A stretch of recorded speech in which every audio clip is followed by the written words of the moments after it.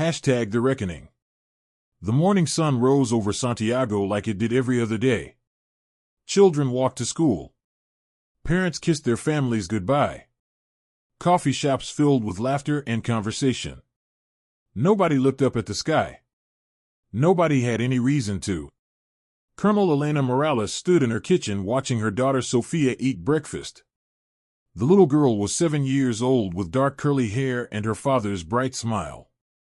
She was telling a story about her best friend at school, speaking so fast that Elena could barely keep up. "Slow down, my love," Elena laughed. "Your cereal is getting cold." "Mama, cereal is supposed to be cold," Sofia said, rolling her eyes like only a 7-year-old could. Elena's husband, Carlos, walked in and kissed the top of Sofia's head. He was a doctor at the city hospital. A gentleman who had never raised his voice in anger. He handed Elena a cup of coffee and smiled at her. "Another day in paradise," he said. Elena did not know that she had exactly 43 minutes left with her family. She did not know that ships were already entering Earth's atmosphere. She did not know that across the galaxy, an empire had decided that humanity was too weak to resist, too primitive to fight back, too soft to survive. The Kryn Empire had conquered 12 star systems. They had crushed hundreds of species. Their emperor sat on a throne made from the bones of fallen civilizations. When his advisors showed him images of Earth, he laughed. "They have no fleet," he said. "They have barely left their own moon. This will take one day." He was wrong about many things. But he was most wrong about what humans would do when their world burned. The first sign was a shadow. Elena was washing dishes when she noticed the kitchen grow dark. She looked out the window and saw something impossible. The sky was full of ships, massive ships, black as night, blocking out the sun. Then the world exploded. The sound came first. A roar so loud that Elena felt it in her bones. Then the ground shook. Then the windows shattered. She grabbed Sofia and pulled her under the table, screaming for Carlos. The Kryn did not send soldiers first. They sent fire. Beams of energy fell from the sky like rain, turning buildings into dust, streets into rivers of flame. In the first 10 seconds, 100,000 people died. In the first minute, it was 500,000. Elena held Sofia against her chest and ran. The street outside was chaos. Cars were overturned. People were screaming. Bodies lay everywhere. She could not find Carlos. She screamed his name over and over, but there was only fire and smoke and the terrible sound of a city dying. A beam hit the building next to her. The force threw her through the air. She landed hard, her ears ringing, her vision blurred. Sofia was no longer in her arms. Elena crawled through the rubble, calling her daughter's name. Her hands were bleeding. Her uniform was torn. She did not care. She dug through broken concrete and twisted metal, searching for that familiar dark hair, that bright smile. She found Sofia's stuffed rabbit first. It was covered in dust, but not damaged. Elena held it to her chest and kept digging. She found Sofia 3 minutes later. The little girl was not moving. Her eyes were closed. She looked like she was sleeping. Elena pulled her daughter into her arms and checked for a pulse. She checked again and again and again. There was nothing. Elena screamed. It was not a human sound. It was the sound of something breaking inside a person, something that could never be fixed. She held her daughter's body and screamed until her throat was raw, until she could make no more sound at all. Around her, the city continued to burn. The attack lasted 6 hours. When it was over, Santiago was gone. So was New York.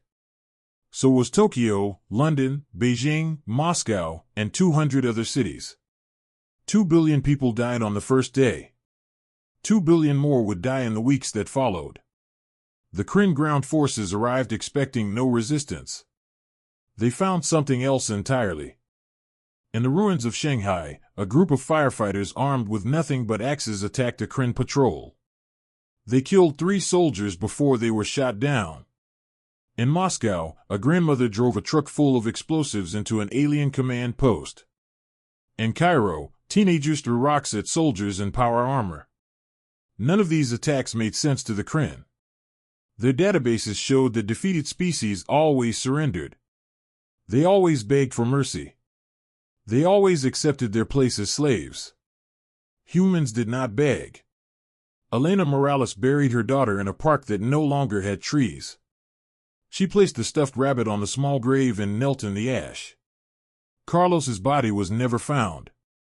He was one of millions who simply disappeared, turned to nothing by weapons that humans could not yet understand. She stayed by the grave for a long time.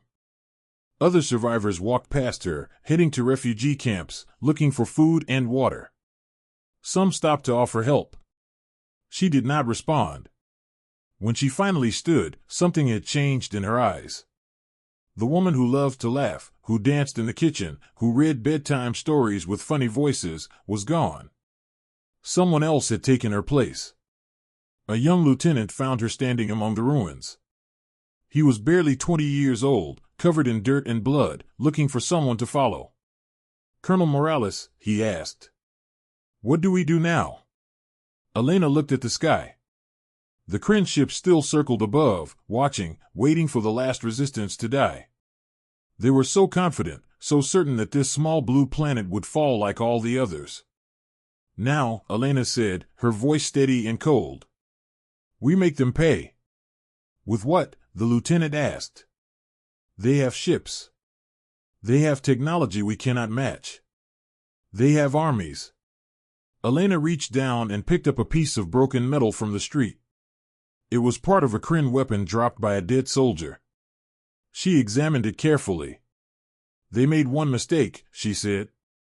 "They did not kill all of us." In the following weeks, the Kryn declared victory. They sent reports back to their emperor saying that Earth was conquered. They set up occupation zones. They began collecting humans for slave labor. They did not notice the meetings happening in basements and caves. They did not see the scientists studying captured weapons. They did not hear the whispered promises of vengeance passing from person to person, city to city, continent to continent. And they did not see Elena Morales standing in her ruined home one last time, making a vow to her daughter's memory. "I will not rest," she whispered. "I will not stop. I will not show mercy. They came to our home. They killed our children. They burned our world." She picked up her daughter's rabbit and held it tight. "And they will learn that this was the worst mistake in the history of their empire." The Kryn emperor received reports that resistance was increasing instead of decreasing. His advisors said it was just the last struggle of a dying species. "Primitives always thrash before they die," the emperor said, waving his hand. "Give them a few months. They will learn to serve." He went back to planning his next conquest. He did not know that across the darkness of space, in caves and bunkers and hidden laboratories, humanity was not dying. Humanity was preparing. And at the center of it all stood a woman with nothing left to lose and everything to avenge. The sky had burned. The world had fallen. 2 billion souls had been silenced. But Earth was not finished. Earth was just getting started. 5 years passed. The Kryn believed they had won. Their occupation forces controlled the surface of Earth. They had built labor camps and processing centers. They collected humans for work in their mines across the galaxy. Every month, ships full of slaves left Earth and never returned. The Emperor stopped thinking about the small blue planet. He had other wars to fight, other species to crush. Earth was just another conquered world, another source of workers for his empire. His advisors told him that human resistance had finally ended. They were all wrong. Deep beneath the mountains of Switzerland, and tunnels that had been built for another war long ago, Elena Morales stood before a wall of screens. She was no longer a colonel. The survivors of Earth's military had promoted her to general.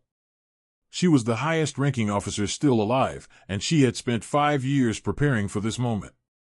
Her hair was now streaked with gray. Her face had new lines around the eyes and mouth, but her gaze was sharp as a blade.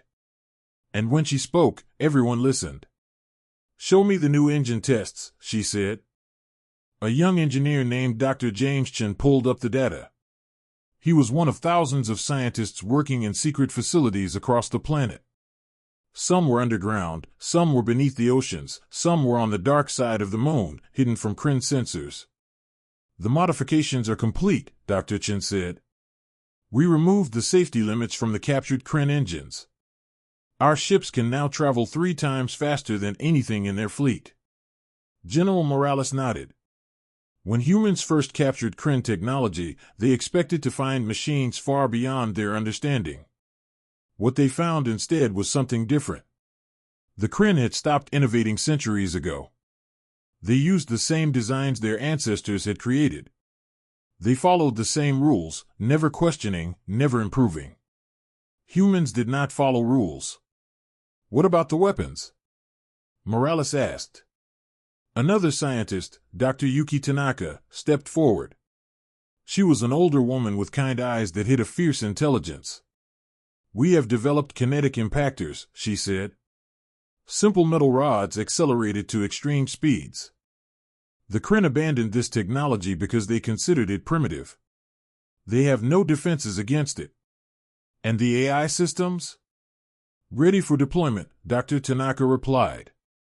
The Kryn stopped using artificial intelligence after a war with machines thousands of years ago. They have religious laws against it. Our battle computers will be able to calculate and adapt faster than any Kryn commander can think.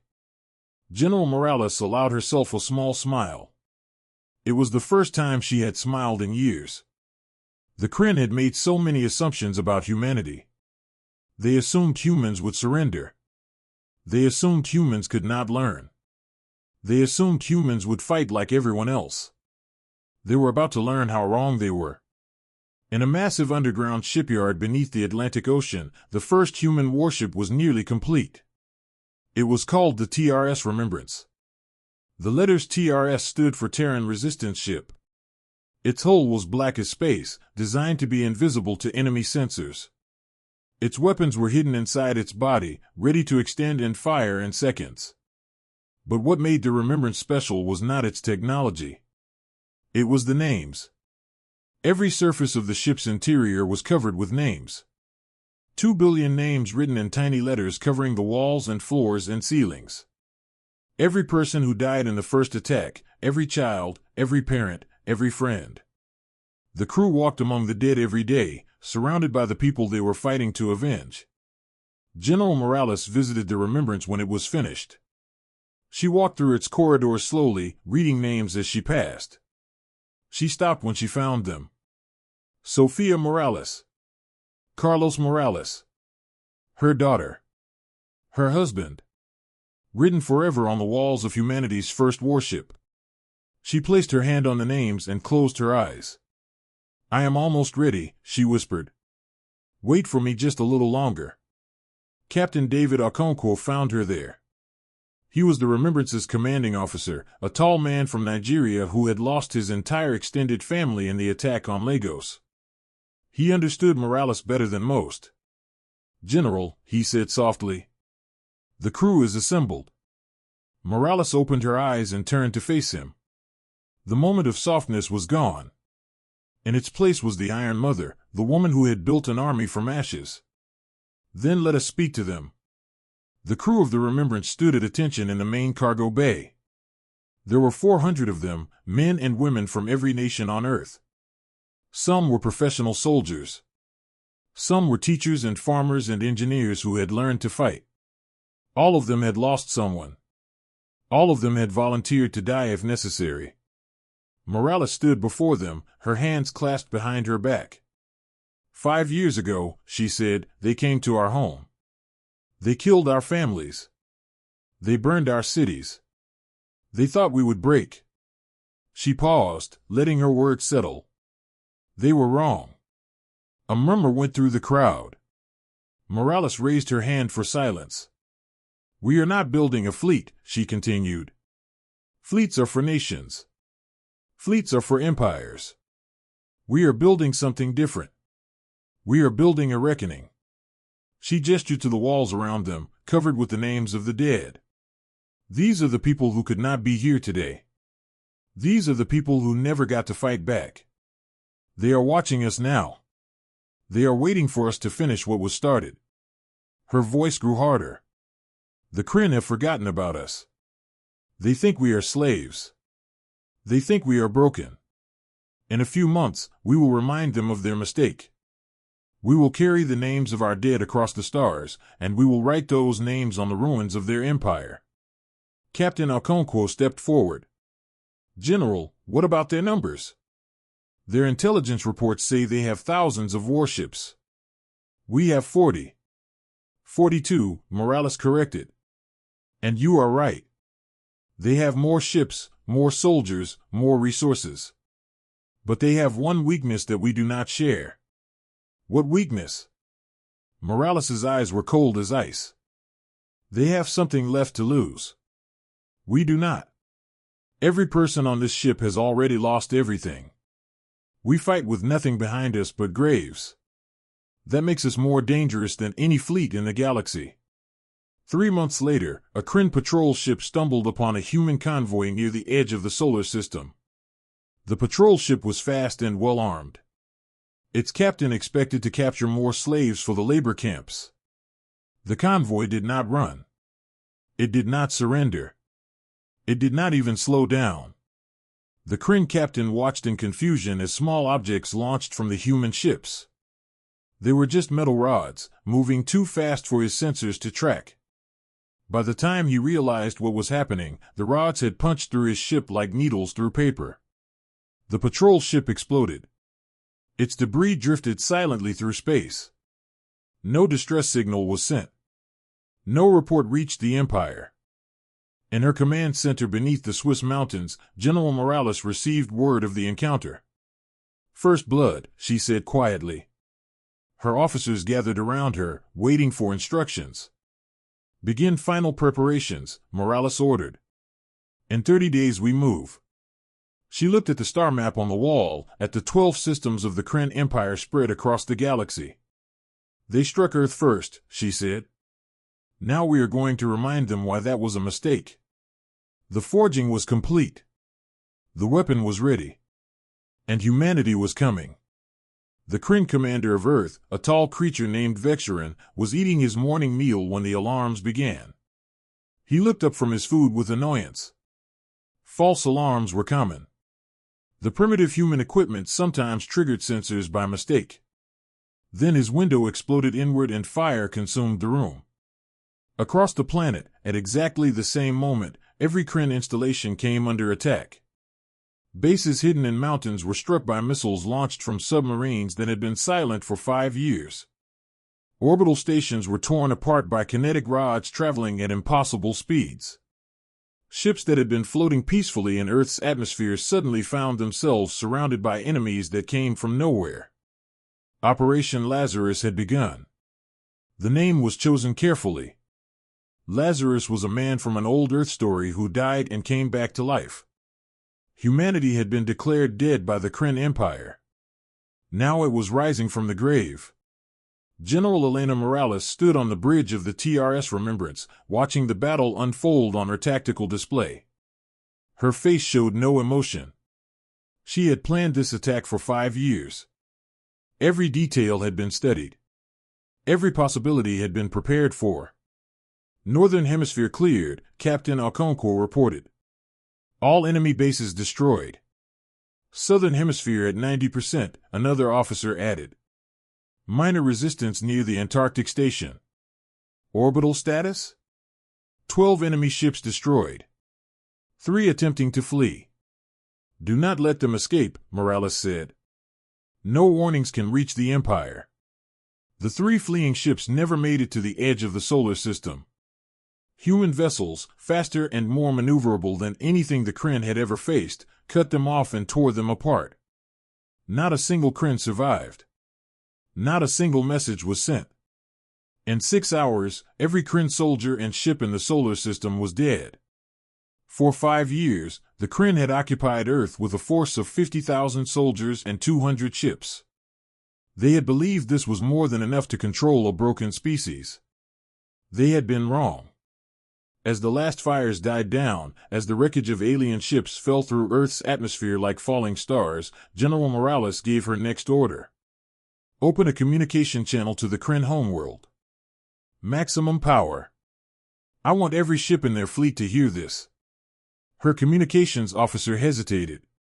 General, if we broadcast at maximum power, the entire galaxy will hear us. Good, Morales said. I want the entire galaxy to hear us. The channel opened. For the first time in 5 years, humanity spoke to the stars. General Morales stood before the camera, her uniform clean and pressed, her medals shining on her chest. Behind her, through the bridge windows, the blue curve of Earth was visible. Her planet, her home, the world that had burned and refused to die. This message is for the Emperor of the Kryn Empire, she said. Her voice was calm and steady. My name is General Elena Morales of the Terran Resistance. 5 years ago, you attacked my world without warning. You killed 2 billion of my people. You thought you had destroyed us. She paused, letting her words travel across the void of space. You struck Earth first. You killed our children. You burned our cities. You thought us weak because we wept for our dead. Her eyes seemed to look directly through the camera, directly at the Emperor himself. Now we are coming for you. And we do not weep anymore. The transmission ended. Across the galaxy, on 1,000 ships and 100 worlds, beings watched the message in shock. A species that had been declared extinct was alive, more than alive.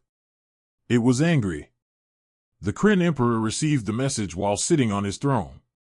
He watched the human woman speak, and for the first time in his long life, he felt something cold in his chest.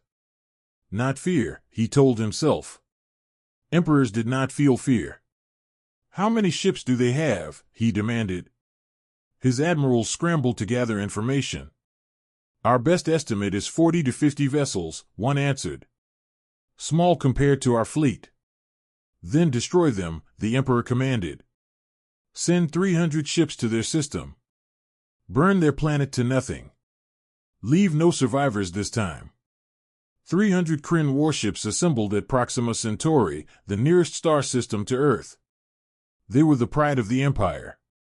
Massive vessels bristling with weapons. Their commanders were experienced veterans who had crushed dozens of rebellions. They expected to find primitive ships crewed by desperate survivors. They found something else. 42 human vessels dropped out of faster-than-light travel directly in front of the Kryn fleet.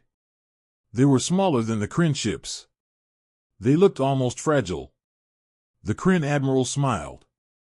This would be easy. All ships, fire at will, he ordered. The Kryn weapons reached out toward the human fleet. Energy beams and missiles filled space. It was enough firepower to destroy a small moon. The human ships were not there anymore. They moved like nothing the Kryn had ever seen. They did not fly in formation. They did not follow predictable patterns. They twisted and spun and accelerated in ways that should have been impossible. Ways that would have killed any Kryn crew. Human pilots had trained for years in secret. They had pushed their bodies to the limit, learning to withstand forces that would crush normal beings. They flew with an aggression that the Kryn could not understand. The first Kryn ship exploded when a kinetic rod punched through its reactor. The second followed moments later. The third was rammed by a human vessel whose pilot ejected at the last second, sacrificing his ship to destroy an enemy 10 times its size. The Kryn admiral screamed orders at his captains. Form defensive positions. Concentrate fire. Retreat and regroup. Nobody listened. The battle had become chaos. And in chaos, the humans thrived. Captain Alconquo flew the Remembrance directly into the heart of the Kryn formation. His ship was hit again and again, its armor melting, its systems failing. He did not stop. Target their flagship, he ordered. The flagship was the largest Kryn ship, the personal vessel of the admiral. Its shields were the strongest in the fleet. It should have been untouchable. The Remembrance fired everything it had. Kinetic rods, missiles, energy weapons captured from dead Kryn and improved by human engineers. The flagship's shields flickered and died. A moment later, the ship itself came apart in a ball of white fire. When the battle ended, 17 human ships remained. 0 Kryn ships survived. The sole survivor was the Admiral himself. Pulled from an escape pod by human Marines, he was brought before General Morales on the bridge of the Remembrance. The ship was damaged, its corridors filled with smoke, its crew exhausted and bleeding, but they had won. The Admiral looked at Morales with pure hatred. "You are monsters," he hissed. "You fight like animals. You do not follow any rules of war." Morales looked at him for a long moment. "You killed 2 billion of my people," she said quietly. "Including my daughter. She was 7 years old. She liked to read stories about princesses." The Admiral said nothing. "You want to know why we fight like this?" Morales leaned closer. "Because we have nothing left to lose. You took everything from us. Our families, our cities, our future. All we have left is revenge." She turned away from him. "Take him to the holding cells. We will deliver him to his emperor personally." As the Admiral was dragged away, Captain Alconquo approached Morales. "General, the fleet is ready to move. What are your orders?" Morales looked out at the stars, at the distant lights of the Kryn Empire. "We push forward," she said. "We do not stop until we reach their homeworld." The first battle was over. The war had just begun. The human fleet pushed deeper into Kryn space, and the galaxy began to change. For 3,000 years, the Kryn Empire had ruled through fear. They crushed any species that resisted. They enslaved any species that surrendered. They had forgotten what it felt like to lose. Now they were learning. General Morales stood in her quarters on the Remembrance, studying maps of enemy territory. The ship had been repaired after Proxima Centauri, but it still carried scars from the battle. So did she. She had not slept more than 3 hours a night in months. Dark circles hung under her eyes. Her hands sometimes shook when she was alone. She kept moving forward because stopping meant remembering, and remembering meant feeling the weight of everything she had lost. On her desk sat Sophia's stuffed rabbit. It was the only personal item in the room. Everything else was tactical reports and weapon specifications. The rabbit looked out of place, a soft thing in a hard world. Morales touched it gently, then returned to her maps. The next target was a planet called Keth Prime. According to captured Kryn records, it was a labor world, a place where enslaved species worked in mines until they died. The Kryn had conquered the Kethari people centuries ago and had nearly wiped them out. When the human fleet arrived at Keth Prime, they expected a fight. What they found was something different. The Kryn garrison had fled. They had seen what happened at Proxima Centauri, and they were afraid. For the first time in living memory, Kryn soldiers had run from a battle. Captain Alconquo brought the Remembrance into orbit around the planet. Through the viewports, they could see the scars of mining operations covering the surface. Great wounds in the earth where alien hands had dug for precious metals. No enemy ships detected, the sensor officer reported. But we are receiving transmissions from the surface. Multiple sources. What are they saying? The officer listened carefully. They are asking if we are really human. They are asking if we have come to free them. Morales closed her eyes for a moment. When she opened them, her voice was firm. Tell them yes to both questions. The liberation of Keth Prime took 3 days. Human soldiers landed on the surface and opened the labor camps. They found the Kethari in terrible condition, thin and weak from years of abuse. Many could barely walk. But when they saw the human soldiers, when they understood that the Kryn were truly gone, something changed in their eyes. Hope, an emotion they had forgotten existed. The Kethari leader was an old female named Seveth. She had been born in a labor camp and had never known freedom. Her body was covered with scars from Kryn whips. She walked slowly to meet General Morales. Her steps were unsteady, but her head was held high. You are the human general, Seveth said. We heard your message to the Emperor. We have been repeating your words in secret, in the dark places where the Kryn could not hear. Morales looked at the old woman, at the suffering carved into her body. Your people are free now, Morales said. The Kryn will never hurt you again. Seveth studied her for a long moment. Why? She asked. Your people have suffered greatly. You could simply destroy the Kryn and leave. Why do you stop to help us? Morales was quiet for several seconds. When she spoke, her voice was softer than her officers had heard in years. Because someone should have helped us, she said. When the Kryn attacked Earth, no one came. No one in the galaxy lifted a finger to save our children. We were alone.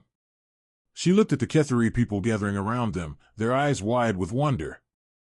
I will not let another species feel that alone. If we win this war, it will mean something.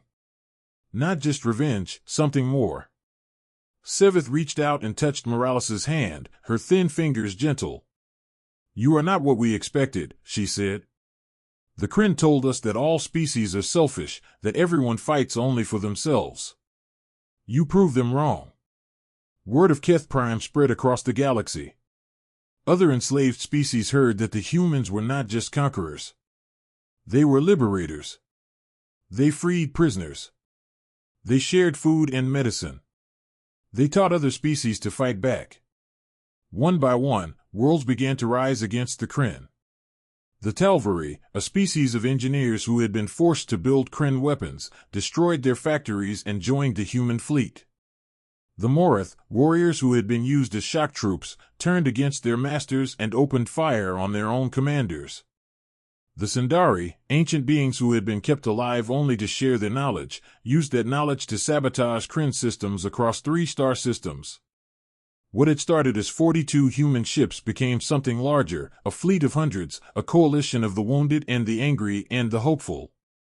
They called themselves the Liberation Fleet. And at its head flew the Remembrance, with its walls of names. But the war took its toll. For every victory, there were losses. Ships destroyed. Soldiers killed. Worlds that could not be saved in time. General Morales carried the weight of every death on her shoulders. She made the hard choices. She sent people to die. She watched friends fall and did not allow herself to mourn. Her officers began to worry. Colonel James Santos, her second in command, finally found the courage to speak. General, you need to rest. You have not taken a single day off in 8 months. You are pushing yourself too hard. Morales looked at him with tired eyes. We are winning, she said. We cannot stop now. We will still be winning if you sleep for 8 hours, Santos replied. The fleet can manage without you for 1 night. The fleet is not my concern. Morales turned back to her screens. The Kryn have regrouped. They are building a defense at their homeworld.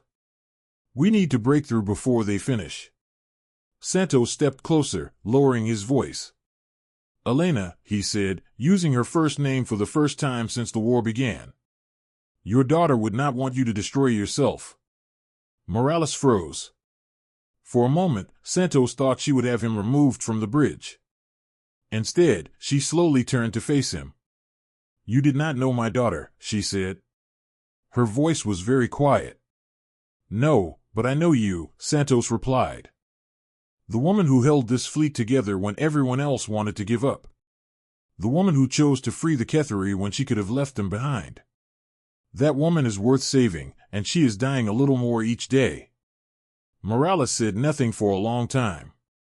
That night, she sat in her quarters holding the stuffed rabbit. She thought about Sophia, about Carlos, about the morning when the sky burned. She thought about all the people she had killed and all the people she had saved. She thought about what victory would mean, not just revenge, not just destroying the Kryn, something more, something that would make all the suffering worth it. When she finally slept, she dreamed of Santiago before the fire. She dreamed of her daughter laughing in the kitchen. She dreamed of peace. She woke 4 hours later and returned to work. But something had changed. The coldness in her eyes had softened just slightly. The machine of vengeance had remembered that it was still human. The Liberation Fleet gathered at the edge of Kryn home territory. Hundreds of ships from a dozen species, united by suffering and hope. General Elena Morales looked at them through the viewport of the remembrance. "One more battle," she said quietly. "One more battle and it ends." The stars waited in silence. The final march was about to begin. The Kryn homeworld was called Kryn Prime. It was a beautiful planet of purple oceans and golden forests. 12 billion Kryn lived there. Children played in parks. Families shared meals. Ordinary people lived ordinary lives, far from the wars their empire had started. They had no idea what was coming. The Liberation Fleet dropped out of faster-than-light travel at the edge of the system. 347 ships from 12 species, all united under the command of one human woman. On the bridge of the Remembrance, General Elena Morales looked at the enemy formation blocking her path. The Kryn had gathered every ship they had left. Over 1,000 vessels arranged in a defensive sphere around their homeworld. It was the largest fleet assembled in centuries. "They outnumber us 3-1, Colonel Santos said. "I know," Morales replied. "Our losses will be severe." "I know." She opened a channel to the entire fleet. "All ships, this is General Morales. 6 years ago, the Kryn attacked Earth. They killed 2 billion of our people. They thought they had destroyed us." Her voice was steady, but there was fire beneath the calm. "Today, we end this. Not for revenge, not for glory. We fight for every slave who died in their camps. For every species they crushed under their heel. For every child who never got to grow up." She paused. "Some of us will not survive this battle. But what we do today will echo across the galaxy forever. We will show them that tyranny always falls. That the oppressed always rise. That hope is stronger than fear." She looked at the wall of names surrounding her. "For Earth. For the fallen. Forward." The Liberation Fleet charged. The battle was chaos. Ships exploded in flashes of white light. Debris filled space like a deadly rain. The Remembrance took hit after hit, its armor melting, its systems failing one by one. General Morales did not retreat. She pushed forward, always forward, toward the heart of the enemy formation. Around her, Allied ships fell. Friends died. The cost was terrible. But the Kryn were breaking. They had never faced an enemy like this. An enemy that did not fear death. An enemy that rammed when they could not shoot. An enemy that fought with the fury of beings who had nothing left to lose. The Kryn lines began to collapse. Ships fled. Commanders surrendered. The defensive sphere cracked and shattered like glass. And then the Emperor made his final choice. Deep beneath the surface of Kryn Prime, in a bunker built for exactly this moment, the Kryn Emperor watched his empire die. He was old, ancient by the standards of his species. He had ruled for 500 years. He had never imagined this. "Activate the purifier," he commanded. His advisors stared at him in horror. "Your Radiance, the purifier will destroy our own planet. 12 billion of our people will die." "We will die with honor," the Emperor interrupted. "If I cannot rule, then no one will. If humanity wants our world, they will find only ashes." The purifier was a weapon from ancient times, a device that could crack a planet in half. The Kryn had built it centuries ago, swearing to use it only as a last resort. Now, rather than admit defeat, the Emperor would murder his own people. On the bridge of the Remembrance, alarms began to scream. "General, massive energy buildup on the planet's surface," the sensor officer shouted. "They are powering some kind of weapon." Morales looked at the readings. "It's aimed at their own world," she said slowly. "They are going to destroy Kryn Prime." Colonel Santos moved to her side. "If they do that, our job is done. The war ends. We do not need to lose more ships trying to stop it." Morales did not answer immediately. She stared at the planet below, at the purple oceans and golden forests, at the cities where children were playing, unaware that their emperor had decided they should die. She thought about Santiago, about Sophia, about all the children who had been killed for no reason. The Kryn had done that to her. They deserved to feel the same pain.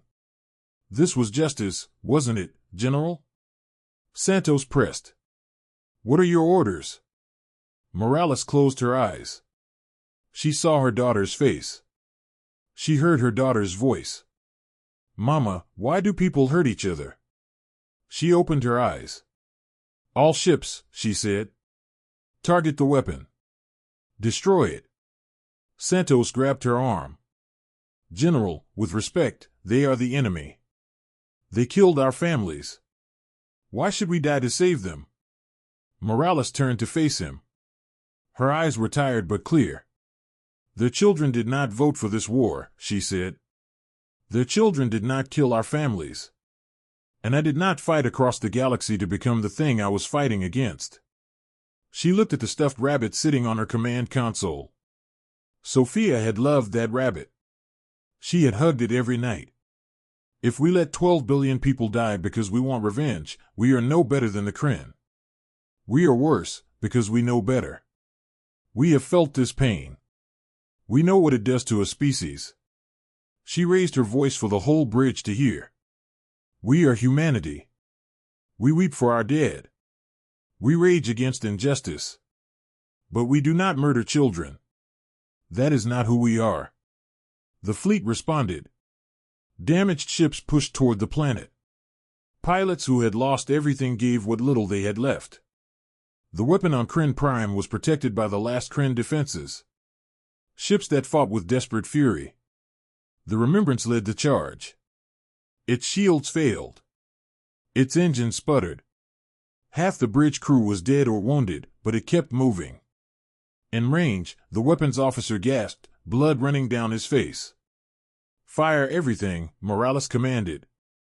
The Remembrance unleashed every weapon it had. Kinetic rods, missiles, energy beams, all focused on a single point. The purifier exploded. The shockwave knocked the Remembrance spinning through space. Morales was thrown from her chair, hitting the floor hard. For a moment, everything was darkness and noise, then silence. She pulled herself up slowly. Through the cracked viewport, she could see Kryn Prime. Intact, alive.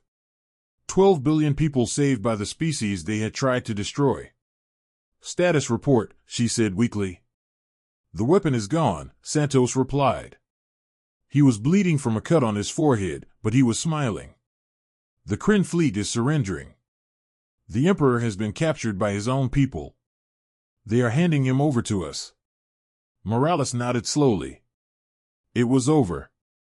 3 months later, General Elena Morales stood in a garden in Santiago. The city had been rebuilt, new buildings rising where old ones had fallen. It would never be the same, but it was alive. The garden was a memorial for the fallen. Millions of names carved in stone, surrounding a fountain that never stopped flowing. In the center was a small section for the Morales family. Sophia. Carlos. The names of her heart. She had refused every offer of leadership. President of Earth. Commander of the new Galactic Coalition. She had said no to all of it. I am a soldier, she had told them. Not a ruler. I did what needed to be done. Now she stood before her family's names, holding a worn stuffed rabbit. The same rabbit she had carried across the stars. The same rabbit she had clutched while ordering impossible battles. She placed it gently at the base of the memorial. It is over, she whispered. We won. Not just for us, for everyone they ever hurt. She touched her daughter's name with trembling fingers. I hope I made you proud, my love. I hope you understand why I could not rest until it was finished.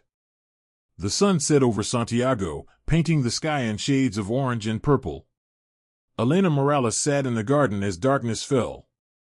Surrounded by the names of the dead, she had carried vengeance across the stars. She had broken an empire, and in the end, she had chosen mercy. That was what made humanity different. Not their rage, not their technology, but their ability to stop, to heal, to rebuild. The war was over, but humanity was just beginning to understand its place in the galaxy. The Liberation Fleet had become the foundation of a new alliance of species, one based not on conquest but on mutual respect and cooperation. Humans, who had once been isolated on their small blue planet, now served as mediators and protectors for worlds that had suffered under Kryn rule. Elena Morales had refused to lead this new alliance, but she had agreed to serve as an advisor.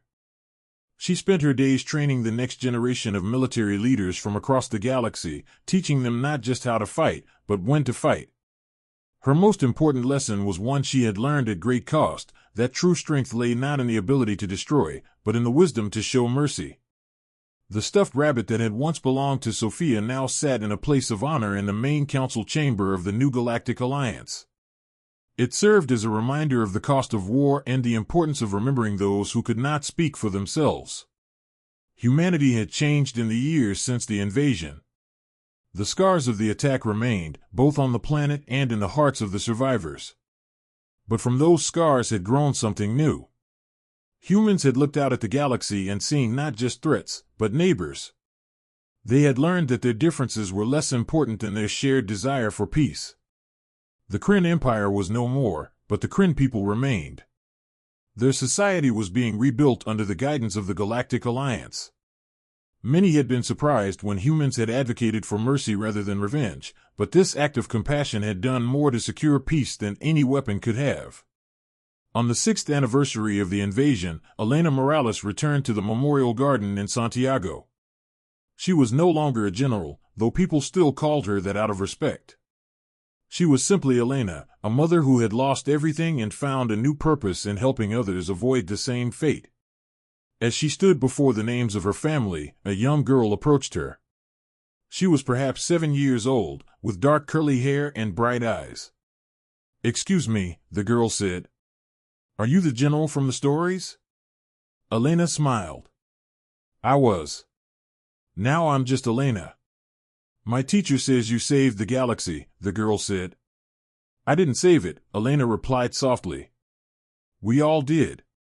Humans, Ketheri, Talvari, Morith, Sindari, all of us together." The girl considered this for a moment. "My grandmother says we should never forget what happened, but we should forgive." "Your grandmother is very wise," Elena said. "Remembering helps us honor those we lost. Forgiving helps us heal." The girl nodded, then reached into her pocket and pulled out a small wooden rabbit. She offered it to Elena. "I made this in school," she said. "For the children who didn't get to grow up." Elena took the small carving, her hand trembling slightly. She looked from the wooden rabbit to the worn stuffed one that sat at the base of the memorial. "Thank you," she said, her voice thick with emotion. "It's beautiful." The girl smiled, then ran back to where her parents were waiting. Elena watched her go, then turned back to the memorial. She placed the wooden rabbit next to the stuffed one, a new tribute among the names of the fallen. As she stood there, the sun began to set, casting long shadows across the garden. Other visitors came and went, some leaving flowers, some simply standing in silence. Each carried their own memories, their own losses, their own hopes for the future. Elena thought about the journey that had brought humanity from the brink of extinction to the dawn of a new era. It had been a path of pain and sacrifice, but also of courage and compassion. Humans had learned that they were not alone in the universe, and that their greatest strength lay not in their weapons, but in their ability to care for others. She thought of Sophia, of the bright future that had been stolen from her daughter. But she also thought of the millions of children across the galaxy who would now have a chance to grow up in peace, thanks to the sacrifices made by so many. As darkness fell and the memorial lights began to glow, Elena Morales made a silent promise to the names carved in stone before her. She would continue to work for peace, to teach the lessons of war, to ensure that no species would ever again have to suffer as humanity had suffered. The war was over, but the work of building a better future had just begun. And Elena Morales, the mother who had lost everything, would be there to help build it, one day at a time, carrying the memory of her daughter in her heart and the hope of humanity in her actions. The garden grew quiet as night deepened, but the names on the stones seemed to glow brighter in the darkness. They were not just names anymore, but symbols of a promise made to the future, a promise that from destruction could come creation, from loss could come love, and from the ashes of the old world could rise something new and beautiful. The stars above Santiago shone down on the memorial, distant and silent. Once, they had brought destruction to Earth. Now, they represented the countless worlds that humanity had pledged to protect, the endless possibilities of a galaxy united not by force, but by understanding. Elena Morales looked up at those stars one last time, then turned and walked away from the memorial. She left the rabbits there, small tributes to a child's love and a stranger's compassion, reminders that even in the darkest of times, humanity could still choose light. The war was over, but humanity was just beginning to understand what it meant to be part of something larger than themselves. And as Elena Morales walked through the rebuilt streets of Santiago, she knew that the best way to honor the dead was not through vengeance, but through the creation of a future where no more names would need to be carved into memorial stones. The garden remained, a place of memory and hope, where the past was honored and the future was dreamed. And at its center, two small rabbits sat side by side, symbols of a love that transcended death and a compassion that had helped save a galaxy. The war was over, but humanity was just beginning to live again.